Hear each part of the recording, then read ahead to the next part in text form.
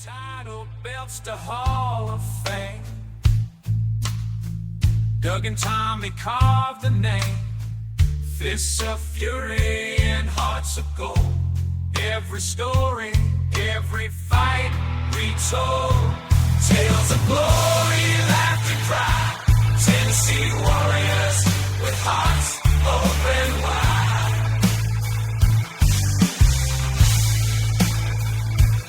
In the ring or on the air, legends living without a care. On the mic they roar, on the mat they soar. Dangerous conversations, fans wanting more. Podcast kings ruling the waves. Memphis wrestling raising the stage.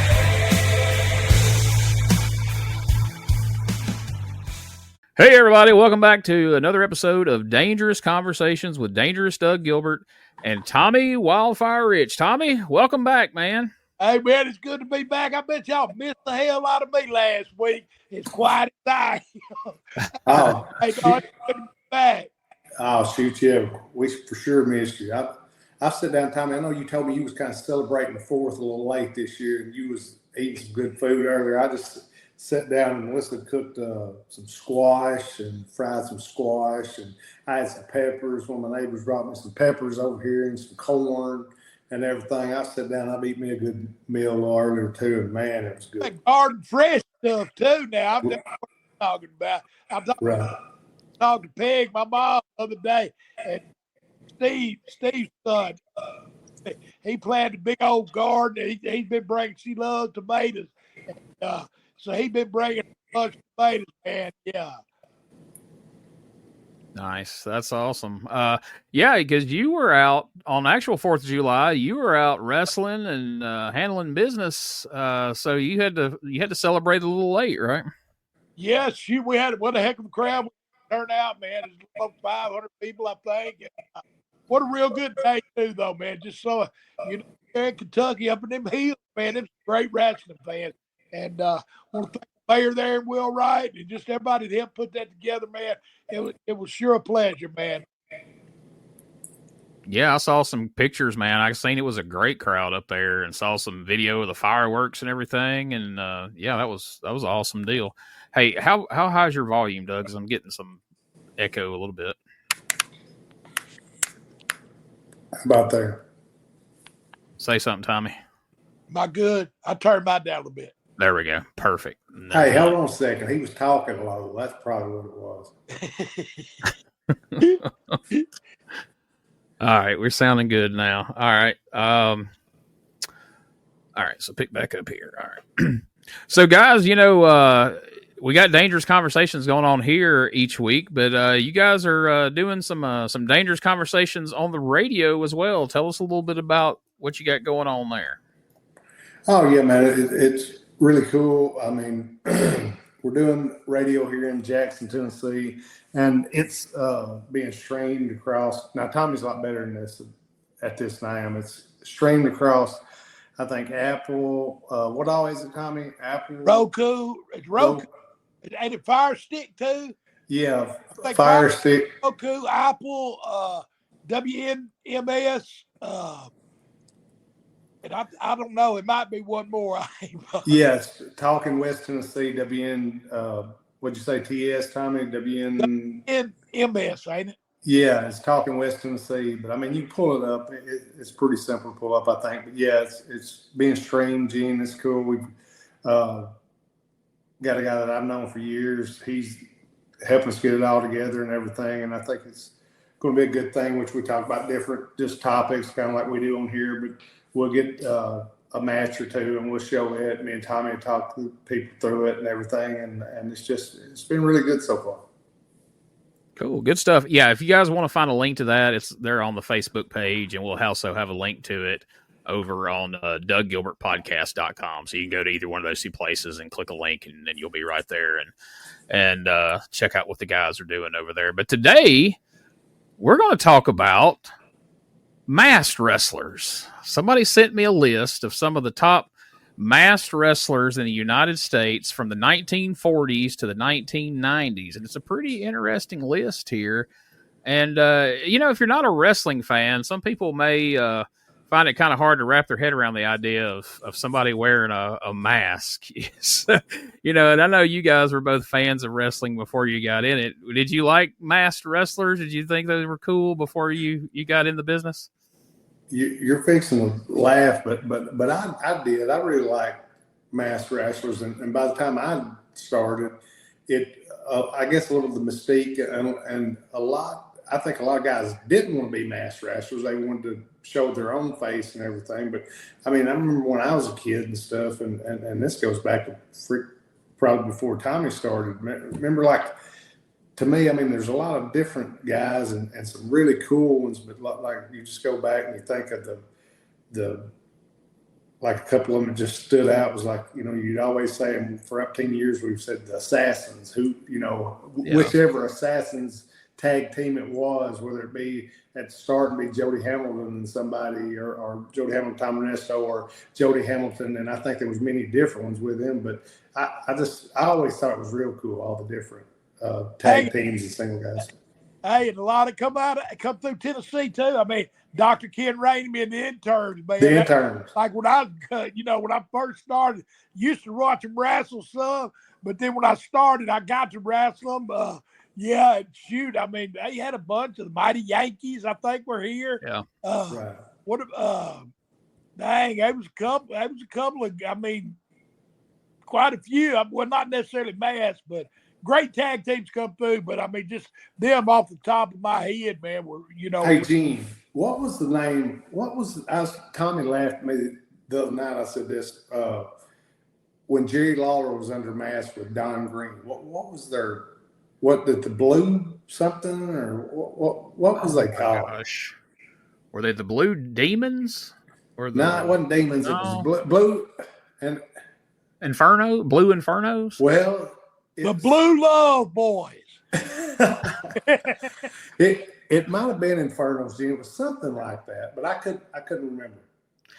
Yeah, I have to do some studying on that. That one's a little for my time. But yeah, I remember as a kid, like anytime they would do the tease during the match, especially like if it was a heel mask guy, the babyface would start trying to untie the mask. I'd get all excited, like, oh my God, we're going to find out who he is, which is usually was just a tease and it wasn't going anywhere. But I fell for it every time. I was leaning against the front of the TV, like, oh God, we're going to find out who this is, And of course, you and your friends have all these theories on who it could be under the mask and everything. So I don't know. I always thought that was a really fun element that you don't see much anymore, other than like the luchadors. But who the hell knows who any of those guys are anyway? So and the funny thing about Gene, you said that, and that's exactly right, and that's what everybody's going for, doing that and everything. But I won't ever forget when it was 87, 88, somewhere through there, when Jimmy Valiant was doing the Boogeyman tour. Remember when they brought him? They shot the angle in Charlotte, but they brought him. And who was the mascot? Was it the Assassin or somebody who he worked against? Yeah, he was feuding with the Assassin.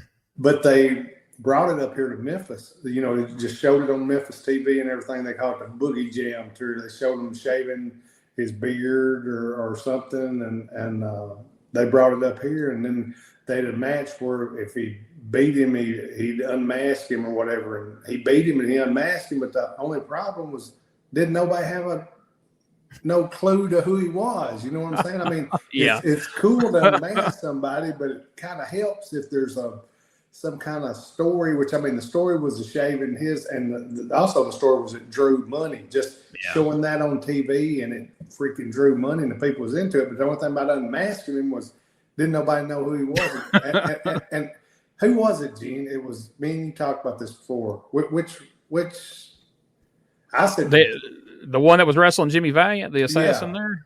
I said Darce.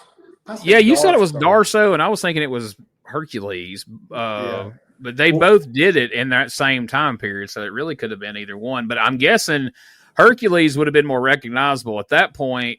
Darso nobody really would have recognized, especially not in Memphis and Charlotte and everything, because he hadn't had the run as a Russian yet, so nobody would have really known who he was. So more than likely, you're right. I'm guessing. Hey, that's not one of them Russians Tommy keeps wrestling, is it?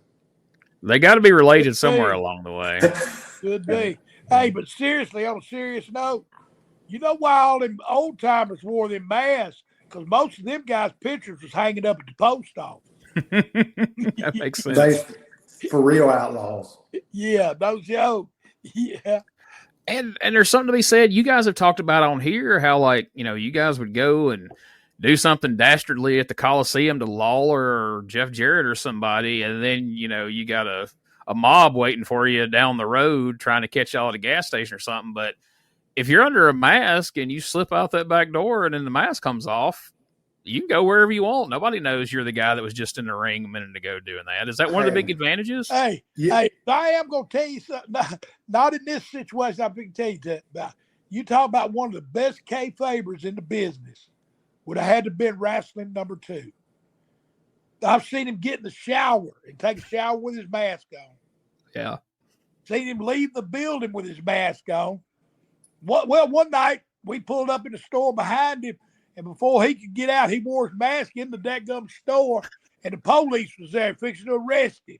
You know, but that's how serious he was about the gimmick. I mean, them guys that wore them masks, they, you know, it's like they said, didn't nobody know who they was, but they covered it up. I mean, yeah, wrestling number 2, and he had to be one of the, you know, most kayfabest people I ever seen. Yeah. You know, and this is a funny thing, Gene. I was in Mexico, and Mil Mascaras and Dos Caras was both there. So I go in the shower and hear both them guys, you know, they've been working for up 10 years before I ever thought about getting in the business. And both of them are in the shower with their hoods on. And I'm thinking, nobody else in the shower. I just walk in there, you know, and I start taking a shower, and I said hello to them, and they said hello back, but they both still got freaking their hoods on. I thought, what? I just, you know, looked at them. I thought, I guess this is normal over here. It's not normal at home for you to, you know, standing here with your hoods on. But so we get back out, and I'm drying off. Dos Caras comes out. He takes his hood off and just starts drying his head off shit and everything. But he wound up really being cool, which Mill was all right to me too. But I've never seen him with his hood off and everything. But I thought, gosh, y'all take it to a different level and everything. But like Tommy said, there was a lot of them guys, and it's cool and it's good they did protect themselves and their, you know, their look and their image and everything. But I was going to tell you, Gene, I guess me and Tommy needed to go when we got done wrestling. What we should have done was put masks on when we left the building. There you go. That would have worked too. Exactly. So let's get into this list here. Number 25. We're going to work from back to front here. Number 25 on the list, the Miser, which was a masked Angelo Poffo. Do you guys remember the Miser gimmick? I've always heard people talk about that, Gene, but I don't actually remember it myself. But I've heard many stories of him being the Miser and about him trying to cut money and about him. This was a strange one to me. I heard this like last year or something about them going into the stores, and he'd tell one of them to get the meat and one to get the bread and one to get something to drink or something. And Lanny'd go in, Randy'd go in, he'd go in. Each one of them had to get certain things. And I said, what do you mean get it? Like buy it? And they said, no, steal it. And I thought, you ever heard that, Tommy? I thought, this is strange, bunch. I've heard that's tied on that bill, folks. Yeah, I mean, you know, and when that's probably when they was up in Kentucky and started that promotion. Yeah. But I always heard that the father, he still had the first penny he ever, you know, made. You know, I mean, yeah, they were tight with that money.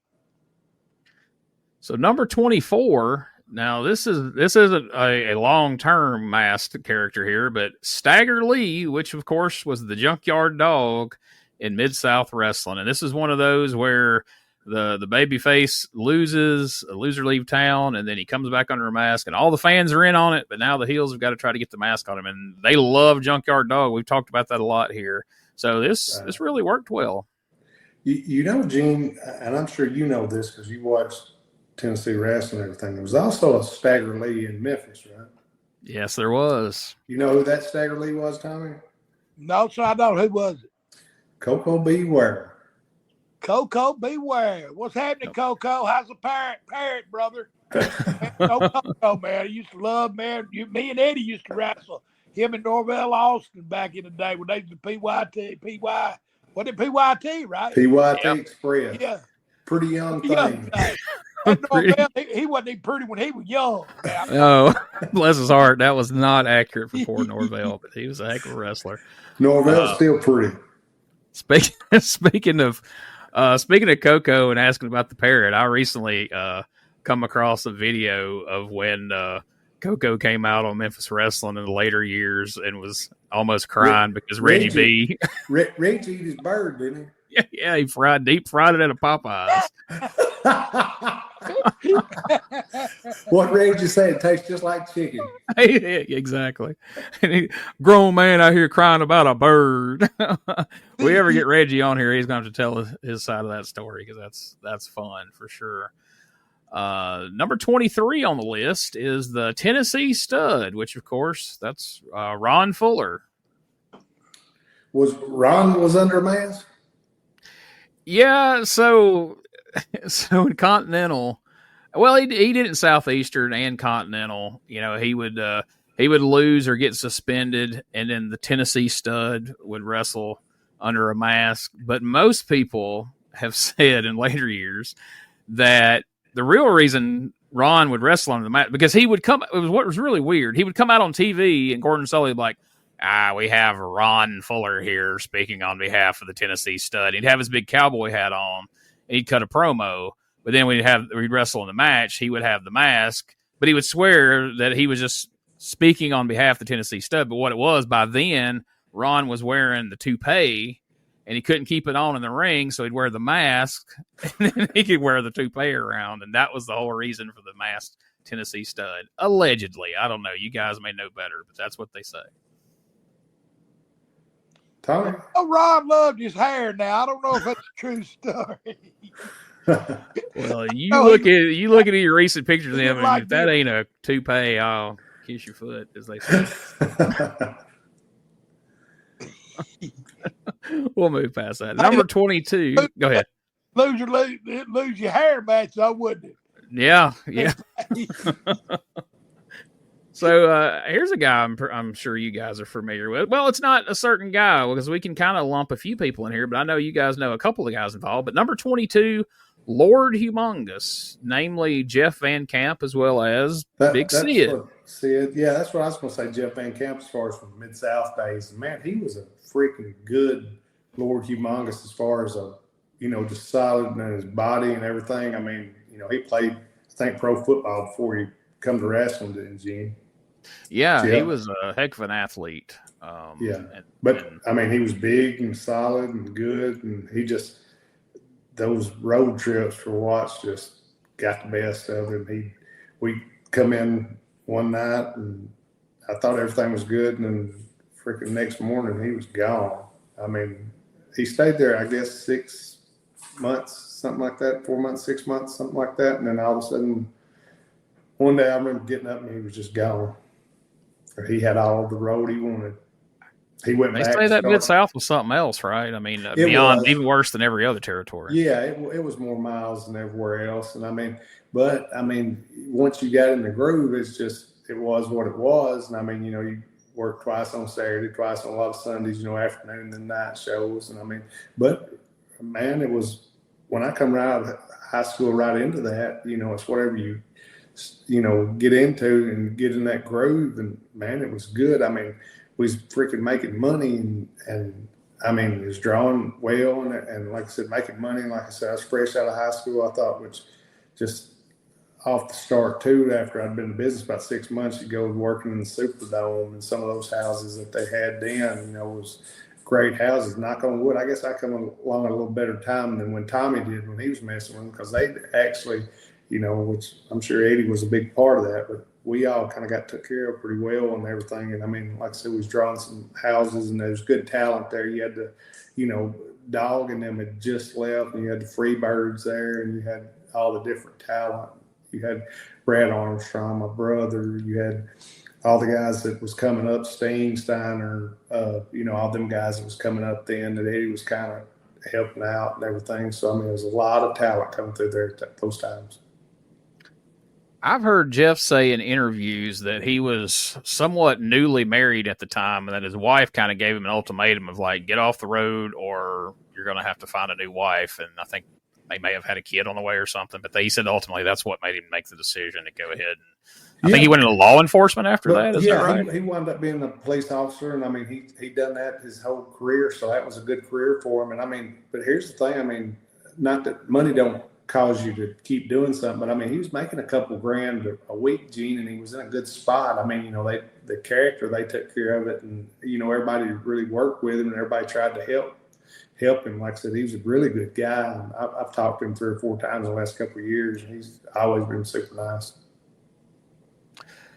Now, number 21, I don't know that we ever really found out who was under the mask here. I know Tommy has speculated that it might have been Brad Armstrong, the mysterious Mr. R.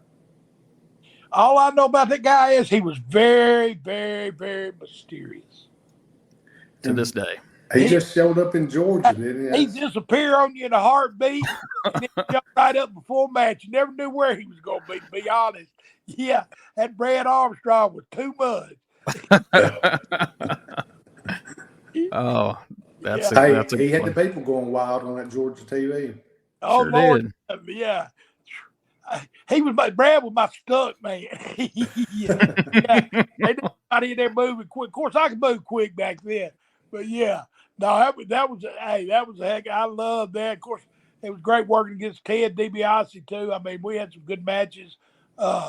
But yeah, that was just that was the Ole Anderson thing, and I mean it wasn't it, you know, whether you hated it or loved it, he was good at business, you know.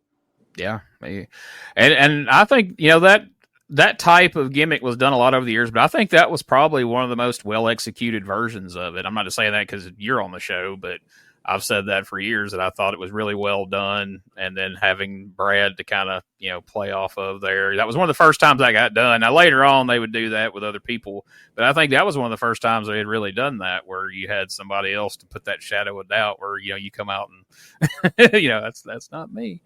But, and of course, he was working with DiBiase at the time, so you can't go wrong there, right? But I'm going to tell you what, you know, because like, Tojo and Jared, they the ones that trained me. Of course, Tojo was the mean guy. Jerry, he would sell. And, you know, like, and when they taught me, you sell with your face. You know, you sell with your face.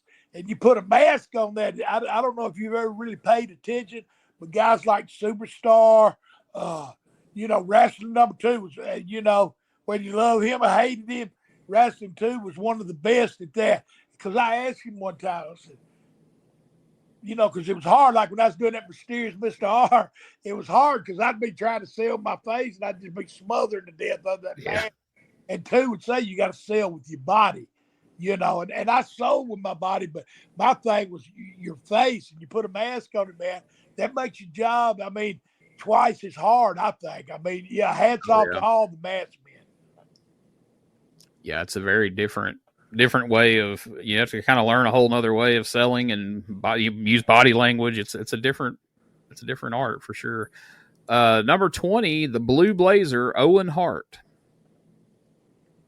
Did you guys ever have any dealings with Owen or really any of the Hart family much? Man, I was around Owen a couple of times. I think Tommy was probably around Brett more than any of the rest of them. But yeah, I was around Owen a couple of times. But he's always a nice, you know, cool dude and everything.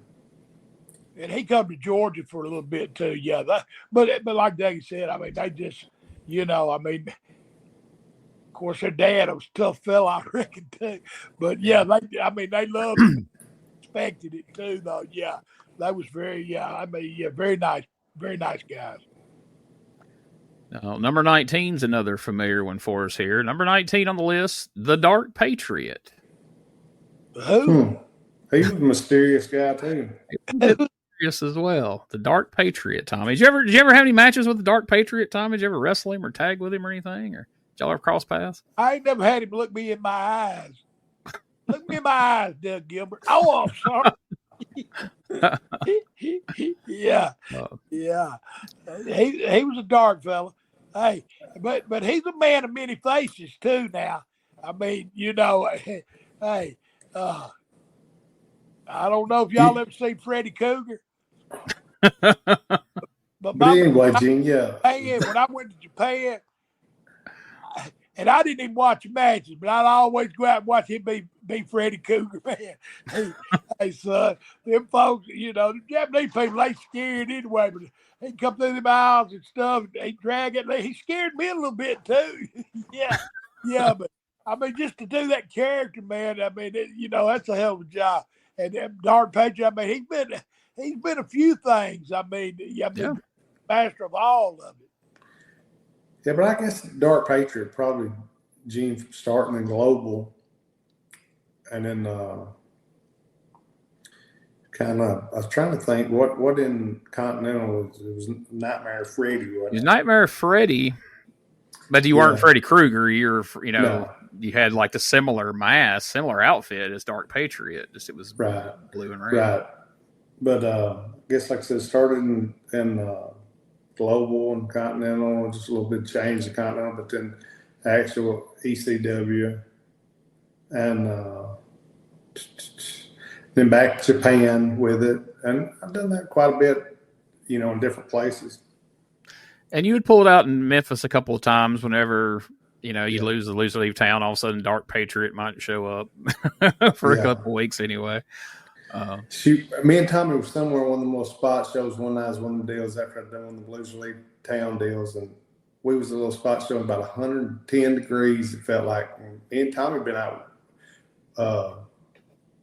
working. Tommy was working at somebody, I was working at somebody else. But when we got done, we had to go on like last and do something last. And by the time I was getting to the dressing room, I couldn't breathe, Gene.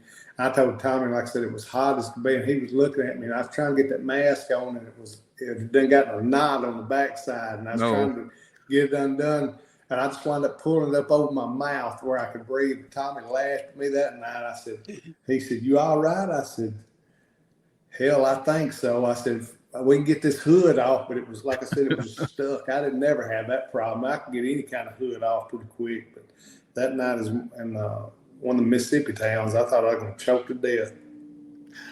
I was watching some of those tapes a while back, and to this day, I don't know how in the world Tommy's talking about you doing Freddy with all the crap you had to wear with Freddy, the sweater and that rubber mask and all that stuff. I would smother to death wherever I got to the ring. It would just suck to your face, Gene. Like when you try to breathe in or something, it would just suck right around your face. I told Tommy, I said, "Oh my gosh." Oh, and I can't imagine that mask. And no longer than I was mysterious Mr. R, that was the worst thing. Like he's talking about in a hot building. Like, it was one of them air conditioning buildings. It wasn't no big deal. But you get one of them hot buildings, and, you get to go and, you get to suck a little wind. It's hard enough without a mask sometimes. And with that mask on at 100 degrees, hey, you feel like you're smothering to death. So I'm guessing at some point over the years, there's promoters that probably wanted to bring back Mysterious Mr. R, and you're like, "No, we're good. we don't need to." Serious enough that one time. You know what? I made the top 25 list. There you go. Hey, Gene, I can't believe Tommy ain't got just one hood that's got Mr. R or something on it where we could take some pictures with him. Yeah, he could be selling those on the old table at the conventions and stuff. There's people that would get him a Mr. R mask. So they mysteriously disappeared. we need to look into that. Get some of those ones from Mexico that are $1 a dozen or whatever. Hook you up with some of them. Number 18, the Avenger, Reggie Parks, who was a masked wrestler in the Mid-Atlantic, who most people are going to be familiar with that name more for belts than. What I was fixing to say, that's You know where I'm familiar with that name from? Where? When Eddie started in Kansas City, Reggie Parks worked there. Okay. But now I know Reggie Parks was belt guy for the good belts and everything. Then David Milliken, after Reggie, pretty much, I think David Ball stepped in, Gene. Yeah, he did. But Reggie was a super nice fellow then. And Reggie, what'd you say, the blue, what was he? He was the Avenger. the Avenger. I was thinking at some point he was the Blues something. Maybe it was He probably was. I'm sure. But a lot of these guys on this list had numerous gimmicks. This is the one they picked. But man, Reggie looked really good. He was always in shape. I mean, body, wise and everything. And I think he's another guy that could go. Most definitely. Number 17, the Nightmares, Danny Davis and Ken Wayne. I know that's a couple of guys you guys are familiar with. Well, what about Tommy was talking about, wasn't you and Tommy talking about him and Johnny working with Danny and Ken, I think? And down in Pensacola, we draw some real good money with them. Yeah. At that time, they was one of the hottest mass teams in the business. Well, they had their timing, their spots, just everything was right on time with them. They were just so easy to work with, they was a great tag team.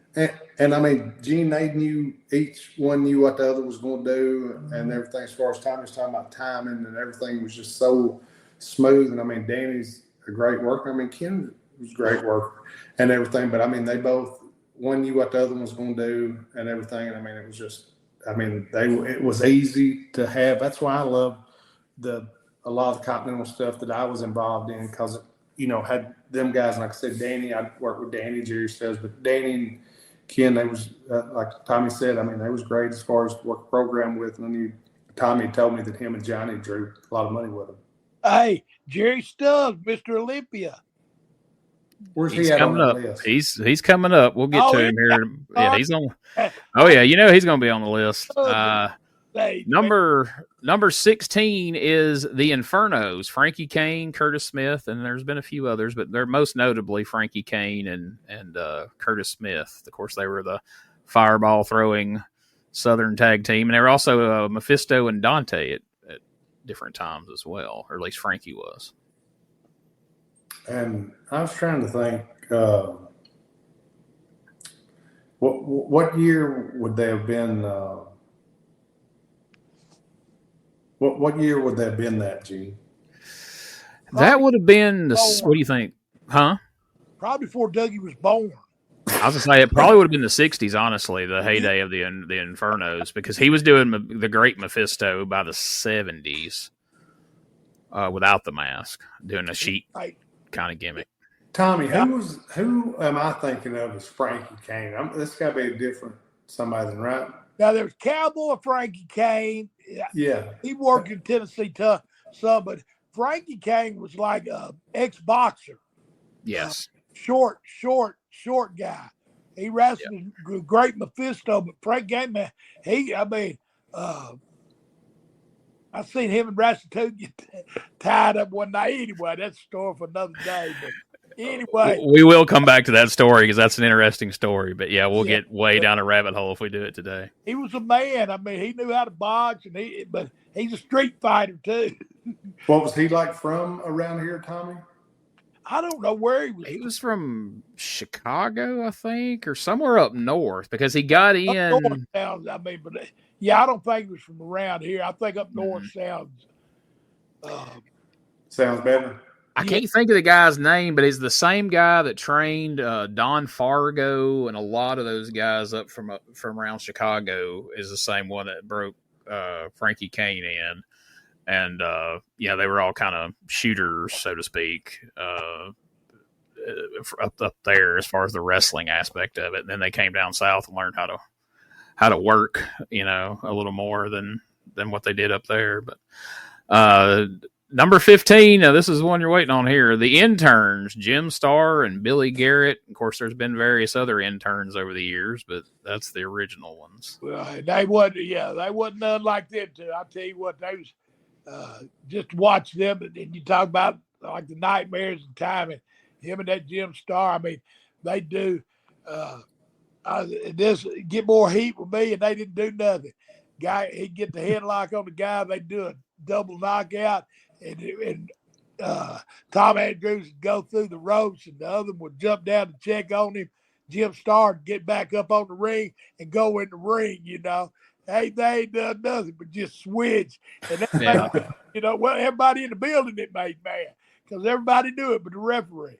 But that's another thing, too. I mean, back in them days, everything you did was like in today's world, they don't care if the good Lord and everybody else, the referee and everybody else sees it. They just going to do it. That they don't understand. That gets more heat. Like they would do that, and that pissed me off worse than anything in the world. You know, just simple double knockout, switch, get up, and go back in there, beat up on the guy. Yeah, I'd get mad. Yeah, I mean that's one thing. Like I liked ECW and different things like that. But once all the rules went out the window, if you can't cheat, where do you really get the heat? Because if you're not breaking the rules and you're not doing anything behind the ref's back, where's the heat other than if you're just beating the crap out of the baby face, And that's a whole other topic as well, I guess. Next on the list, the Bullet, Bob Armstrong. I was supposed to say a while ago now, you was talking about Ron. I was going to say him and Bob both, they had some unique characters that when they did lose a match like I did, they could come back under. And, I mean, that freaking Bob was over as the Bullet, which he's over as himself, most definitely. But he was over as the Bullet, too, and did the dancing and stuff. Man, it was just yeah. If you didn't see it, it's hard to believe how over he was. Hey, do you know why he started wearing that mask? The weight bench accident, right? Yeah. Okay. Well, I didn't know if you knew the whole story. Yeah. I thought you was fixed to say just so he could dance. Always dance. and it wasn't because of his hair, because Bob had his hair to the end. Like he kept that. Loved and curls. Bob loved and curls. You ain't lying. Sure enough. But yeah, it's funny. Kind of referencing what Doug said a minute ago. If you try to start describing what the Bullet was and what he did out of context to somebody who hadn't seen it, didn't know how over he was, if you're just like, yeah, this guy was like in his 50s, and he would come out and he'd grab the ropes and he'd do his knees, wobble back and forth, and he would do this, and the people were like, I don't know, man, that don't sound very cool. But folks loved it. I was one of them out there going crazy. That Bad to the Bone would hit, and here he comes strutting down the aisle, and the whole place in Birmingham, Columbus, all those continental towns would just lose their mind. Well, it's fired up as he got over there. And he did. He got fired up bad to the bone now. But I seen him get his heart broke one night in Cummins, Georgia. What happened? What happened? Yeah, what happened? Anyway, you remember that show Hee Haw? Yeah. That come on years ago? You remember Junior Samples? Yeah. BR 549, come get your used car. Come on down, neighbor. Anyway, we wrestled in Cummins, Georgia one night, and Junior Samples came to the show because he was from Cummins. That's where he was from. And anyway, he come in, shook everybody's hand. Bob waved the left. And Bob said, hey, how you doing, Mr. Samples? I'm Bullet Bob Armstrong. And Mr. Samples said, he said, yes, I know who you are. He said, Bob, he said, you ain't no spring chicken no more, are you? Oh, no. Oh, man. And Bob let go of his hand and like his hero. It was funny, yeah. Oh, man. There, but it was, I ain't never seen Bob just have that look on his face like that. Oh, poor Bob. Next on the list, and this is the Memphis version here, Fire and Flame, which they have it listed as Don Bass and Roger Smith. Now, of course, Jody Hamilton's involved in that a lot as well, but he's elsewhere on the list in another team. That's those two plus Larry Wright. I think there was actually a third Torch. Yeah, there was a Torch in there with him. That was Larry Wright, I think was his name. But all them those guys was always really nice to me and everything. I liked Roger a lot. Roger was the bigger of the guys that could move. I mean, he could really move well and everything. But Tommy, you knew him, right? Yeah, Roger. Yeah, he was a real good worker. He did the Dirty Roads. Dirty Roads. Yeah, did the Dusty Roads. And he was good. I mean, all the characters he did, he was good.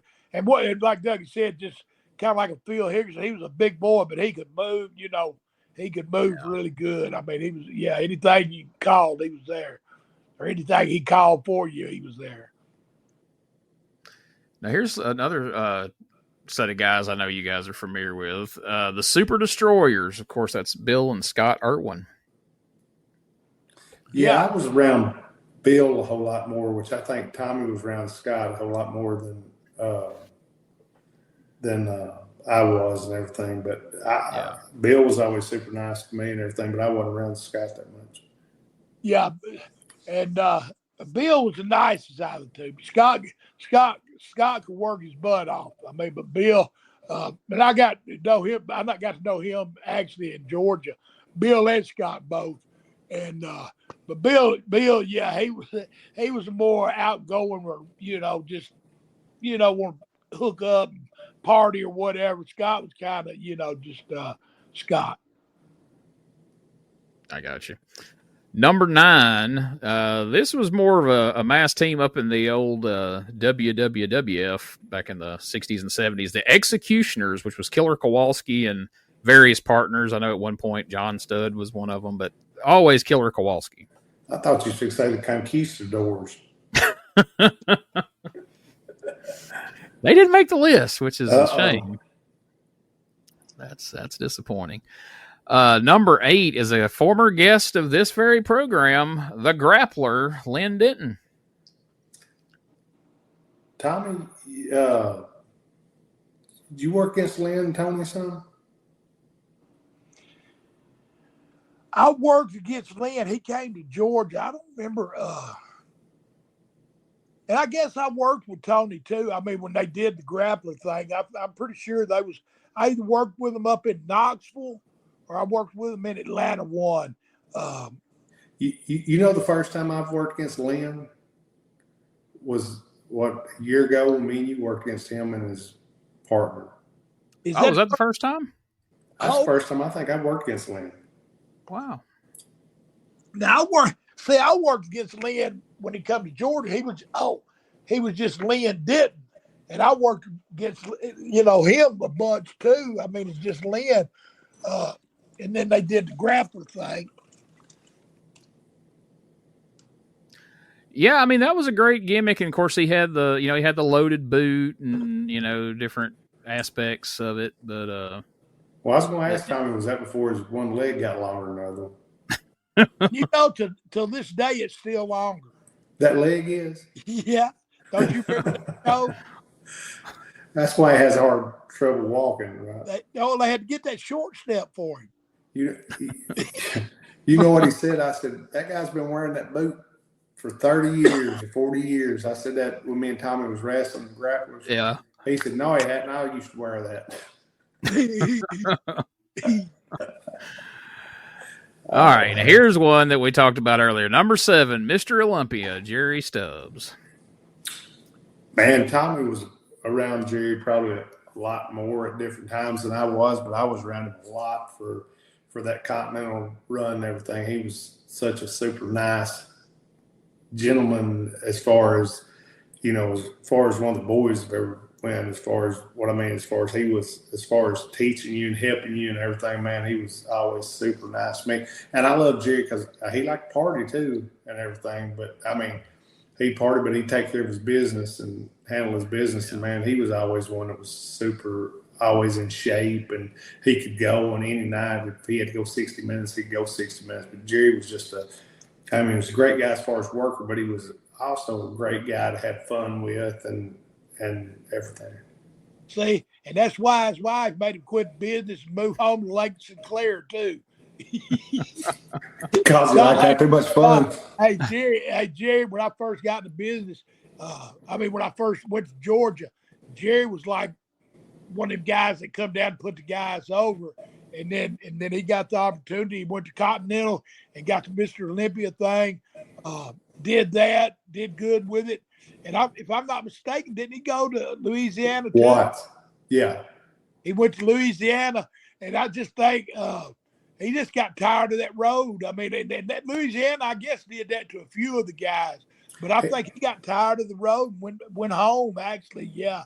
He wound up Tommy, he was partners with JYD down there. When Yes. Dog was sold, he was Dog's partner down there. And I mean, Yeah, but Jerry was. He started out as a policeman in Forest Park there in Georgia, which is kind of out in Forest Park right there where Delane had ran the Ramada Inn, Dougie. Right. That's where Forest Park was out there. And, he was a policeman there, for years and got into business. And, but just first-class guy all the way, man. Just very respectful and, a hell of a worker, too. I went to his house, Gene, as a young, probably 11, 12 years old to his house. I won't never forget. Right in the center of his house, had a hot tub, I say the center, but somewhere the midpoint of it, which, Tommy, I don't know if you ever went to this house. I'm talking about in Florida, but, man, it was such a cool setup. Like he had just a room in the middle of his house, like you walk into his screened in type stuff, but then you walk in, there's a hot tub right there in the middle of it. But it was like I said, Jerry liked to have a good time too, but it was he had his family there and everything, but it was a party crib, Yeah, I'm hoping we can track him down and get him on the show sometime. He's I interviewed him on a podcast years and years ago, and just super nice guy and a ton of great stories. So who knows? We may track him down and get him on here one of these days. Number 6, the spoiler, Don Jardine. Tommy, was you ever around him? He can walk the top rope good. Yeah. That's about all I know about Mr. Don. So you didn't ever work with him or anything? Yeah, I just heard he was mean and very personable. So I don't know nothing. I mean, like I said, I wasn't never around him really. I think he come to Georgia one time. I was never around him. I just heard he was. Where was he? I guess he was super over everywhere, Tommy. But where did he draw money at? Wherever he went? Florida, I guess. Wasn't he in Florida? Florida and Texas were two of the places he drew a lot of money. Yeah, but I remember Florida's where he come from. Yeah. Of course, all them boys that come from Florida was mean, bad boys. Yeah, for sure. Next up, number 5. Now, this isn't 2. This is Mr. Wrestling, number 1, Tim Woods. I knew before your time. I knew Tim. Yeah, Tim. I bought a car from him. I bought Terry Lynn. a little MG. I bought from Tim.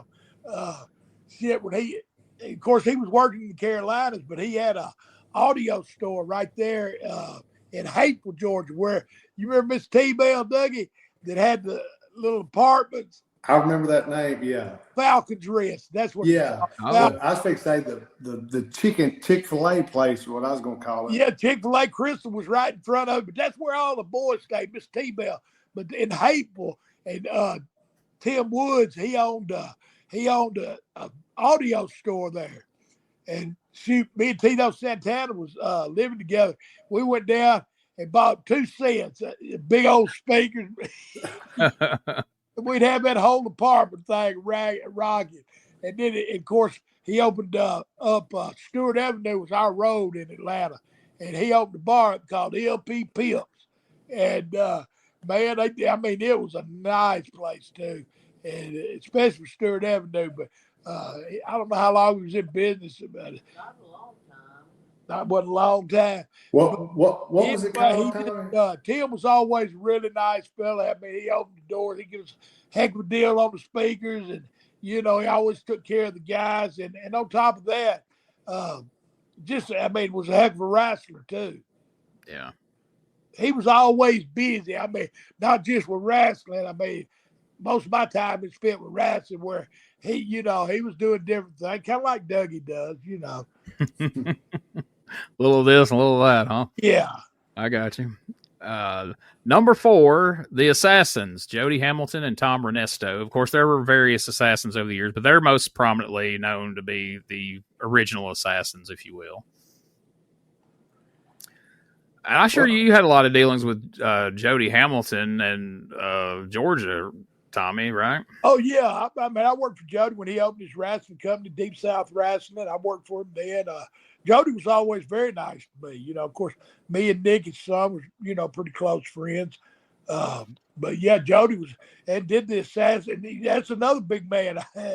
Jody was really pretty big, Yeah. but he could move. I mean, I thank God, but he big. I mean, Jody would go, man. Yeah, and I don't know if many people, Tommy had much, was around that Tom Ernesto much. The only time that I ever remember him was like coming through here, him not working, but him as a booker one time that Jerry Jarrett brought in, and that was well, I hate to say it was a failure, but what his thinking was California and this was Tennessee, so it didn't kind of, his thinking kind of didn't go this direction. Yeah. We've been doing a show review in 1985 over on WrestleCopia, and we had everything going. Eddie did the This Is Your Life, TV, bit with Lawler. Then he got Eddie's Army going, and they was really cooking that feud with him and Lawler. And then all of a sudden, for whatever reason, Jerry Jarrett brings Tom Ernesto in, and he just shuts all that down. Like, brings in Jeff, was it Jeff Williams? I think his name. Jeff. What they Tux call him Newman was what they called it. They called him Tux Newman on TV. Right.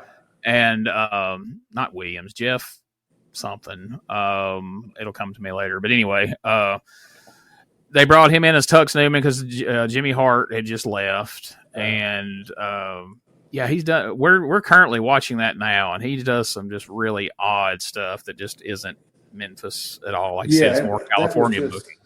Yeah, well, Tom Ernesto was an odd guy anyway.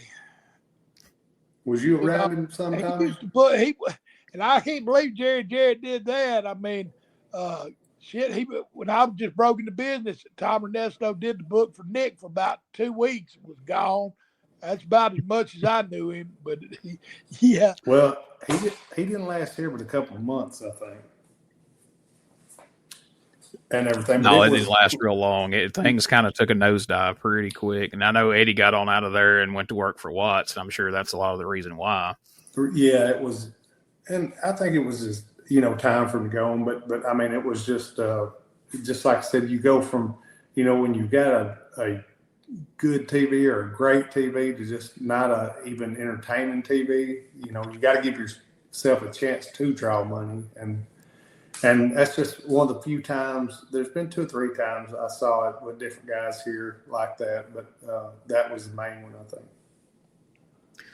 So now we're up to the top 3, and number 3, I think personally is one of the best mass wrestlers of all time. And we've talked about this on the show. He's kind of had 3 separate Hall of Fame careers to some degree, but the mass superstar, Bill Eadie. Oh shit. Bill Eadie, I love you, man.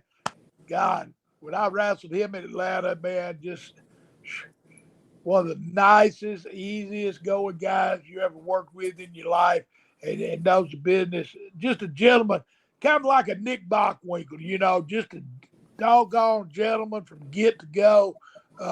It was a pleasure, and he taught me so much too, man. Bill's just a really, really great guy, man. And shoot, I mean, you figure he did Demolition. I mean, everything he did was pretty successful. And here's the thing, where I was around him and kind of saw the way he was, everything Gene was, like Tommy said, I mean, he was a true gentleman. I booked him over in Japan a couple of times with Dick Murdoch, and in All Japan during those days, him and Murdoch was a tag team. I booked them during 2 tag tournaments for IWA.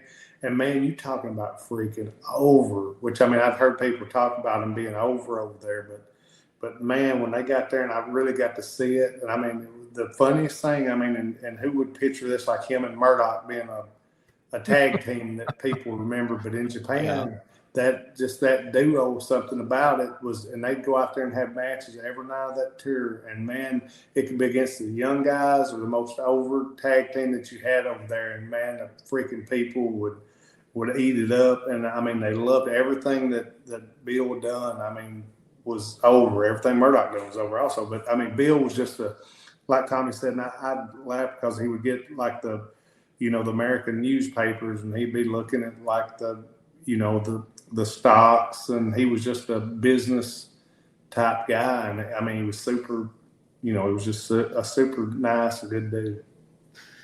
It's pretty wild. Like, he had that early stage of his career where he was one of the Mongols and had a whole unique style. Then he becomes the mass superstar, which is something completely different than the Mongol. You would never relate the two. And then he comes out of mass superstar to be in Demolition Axe, which was a completely different wrestling style than the other two. What about Gene? And I don't think nobody else would say this, but what about, which I mean, because it was in Japan, but what about him being the super machine and Andre being the giant machine? And yeah. I'm kind of surprised I didn't make the list here because, you had Mulligan was the big machine. Mulligan was Edie was the super machine, and then giant machine. Yeah, and what was Mulligan? What machine? Mulligan was the big machine. And here's the thing, and people probably don't know this, and I'm just trying to remember what the names was, but there was a faction that was called the Machines over there, and they left the company to go to work for another company. So they wanted guys that they knew nobody want to mess with. So they put Bill Edie as a super machine, which he was mass superstar over there, but they thought super machine. Yeah. So him, and they thought, well, who else would somebody not want to mess with? So they said Mulligan, and they said Andre.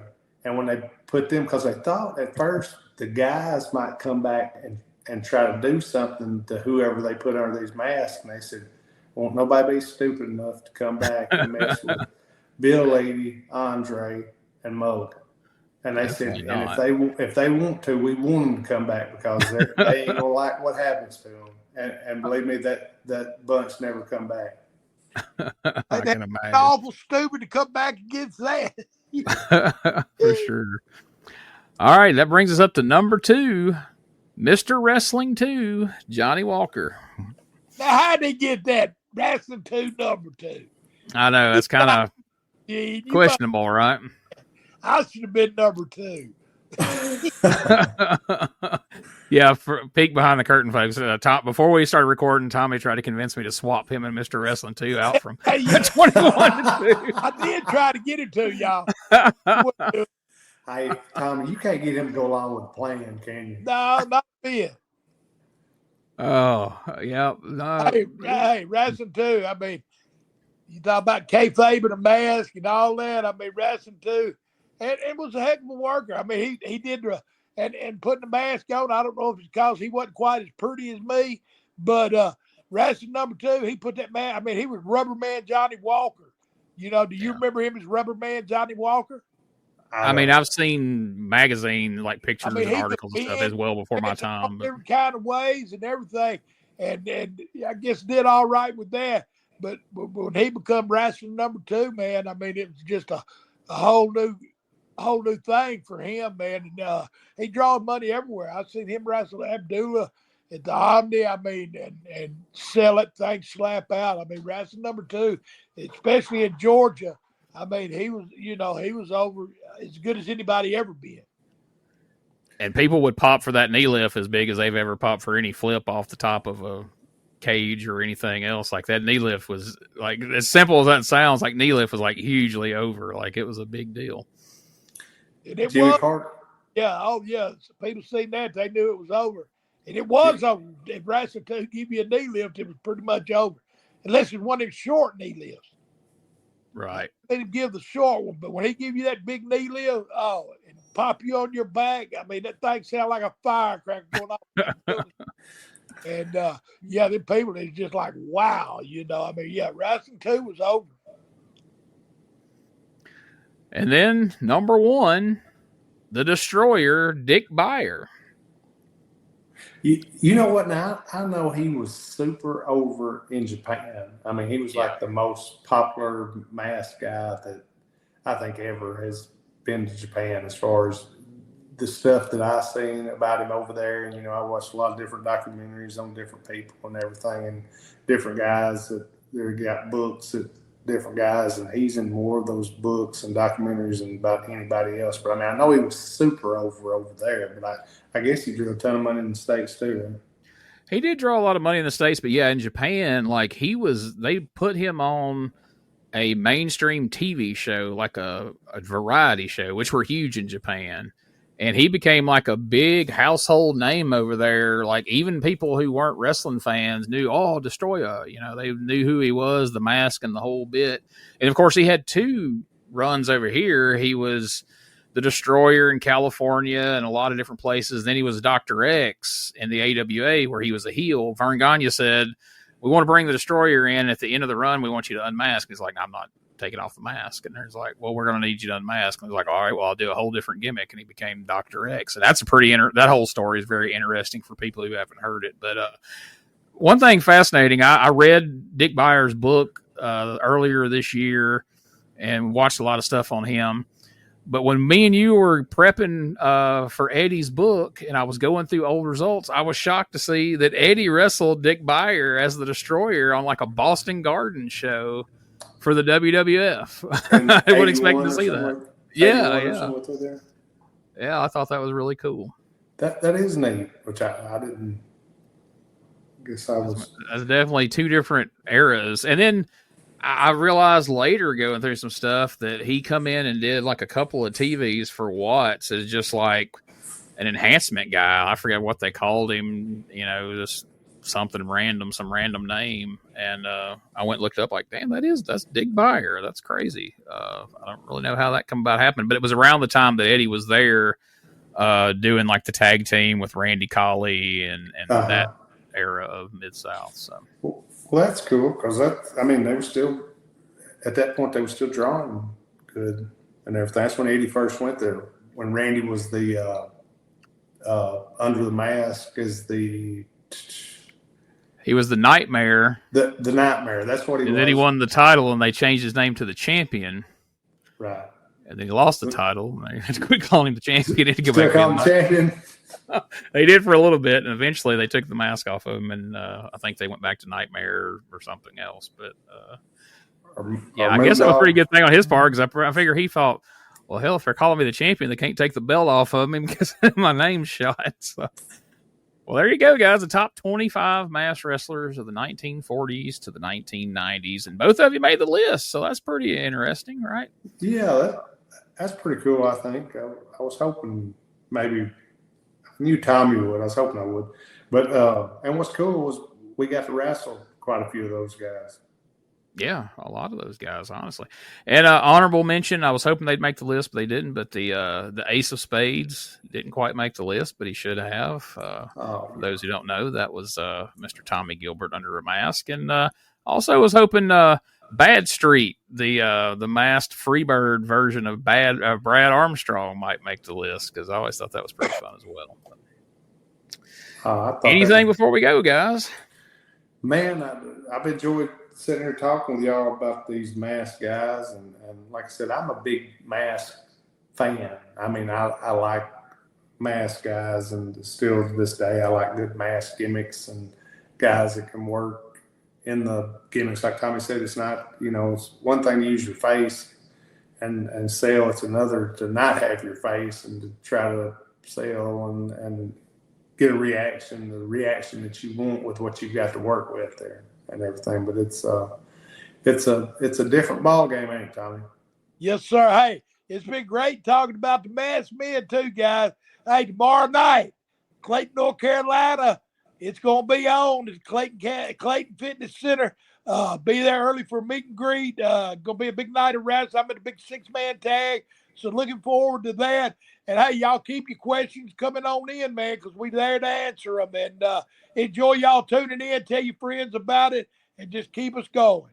Yeah, get those questions in. We're getting ready to do another Q&A episode where we do a whole episode of Doug and Tommy answering your questions. So go ahead and get those in, and here in the next couple of weeks, we'll be doing one of those real soon, and you can hear your question get answered right here on the show.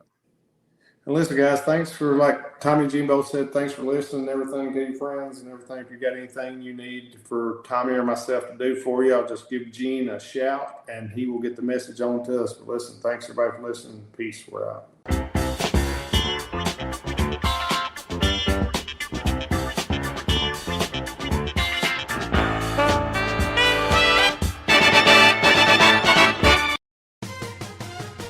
relive the glory days of Memphis wrestling with the Retro Wrestling Review USWA podcast. Each week, we go back in time to review USWA Championship Wrestling from the 1990s, episode by episode. Join us for watch-alongs, behind-the-scenes stories, and exclusive interviews with people who were there and lived it. Whether you grew up watching it or you're discovering it for the first time, this podcast is your ringside seat to Memphis wrestling history. It's all a part of the WrestleCopia Podcast Network. Listen now at uswapodcast.com.